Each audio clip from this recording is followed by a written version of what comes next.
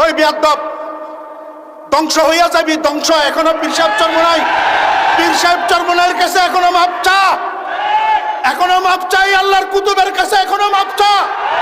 আমি ফরিদউদ্দিন বলে গেলাম ধ্বংস হইয়া যাবি।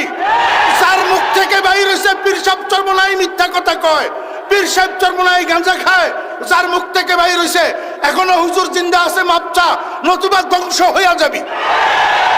তুমি সংসদে প্রার্থী হইতে পারবে, হুজুর সংসদে প্রার্থী হইতে পারবে না। কিরে বেটা সেরুমিয়া রেজুমিয়া, হালি সহ তো চারানা লাগিস না যে লোক, হালি সহ এক হালি অত্তর করলে চারানা মূল্য হয় না।